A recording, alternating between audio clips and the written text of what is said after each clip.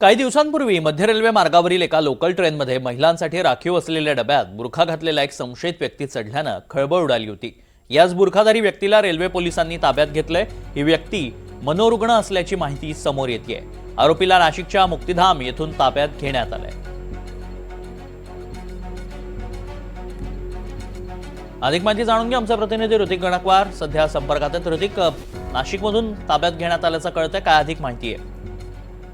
नक्कीच आपण बघतोय की काही दिवसांपूर्वी घाटकोपरच्या सीएसटी लोकलमध्ये हा प्रकार घडलेला होता। फास्ट लोकल होती आणि त्या फास्ट लोकलमध्ये महिलांच्या डब्यामध्ये हा बुरखाधारी व्यक्ती जो आहे तो हायदोस घालत असल्याचं पाहायला मिळालं। महिलांना लक्षात आलं की बुरख्याच्या आडमध्ये हा व्यक्ती आहे। त्यावेळी महिलांनी व्हिडिओ तयार केला आणि त्याला हुसकावून लावल्याचं आपल्याला पाहायला मिळतंय। काही महिला पोलिसांकडे देखील गेलेल्या होत्या, मात्र पोलिसांना पकडण्यास त्याला त्यावेळेस अपयश आलेलं होतं। मात्र त्यानंतर पोलिसांनी शोध घेत आपण बघतोय की तो सुरुवातीला ठाण्याला गेला। ठाण्याच्या इथून त्याने दुसरी गाडी पकडली एक्सप्रेसवरून तो कसाऱ्याला उतरला। तिथून देखील पुढे जाऊन तो नाशिकला पोहोचलेला होता। सर्व हा जो तपास आहे पोलिसांनी सीसीटीव्हीच्या माध्यमातून केला असून जेव्हा मुक्तिधाम या त्याच्या घरी गेले त्यावेळी त्याला तिथून ताब्यात घेण्यात आलं। ज्यावेळी त्याची चौकशी करण्यात आली, त्याच्या घरच्यांची चौकशी करण्यात आली, त्यावेळी असं आढळून आलं की हा व्यक्ती मनोरुग्ण आहे। हा असाच कधीही घरातून कुठेही निघून जातो, स्वतःला घरामध्ये लॉक करून ठेवतो आणि त्याच्यावरती नियमित उपचार जे संभाजीनगरचे जे मेंटल हॉस्पिटल आहे त्या ठिकाणी सुरू आहेत अशी माहिती कुटुंबियांनी देण्यात आली। याची तपासणी देखील पोलिसांनी केल्याचं पाहायला मिळतंय।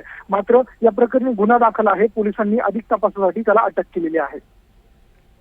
नक्कीच धन्यवाद ऋतिक, आपण दिलेल्या सविस्तर माहितीसाठी।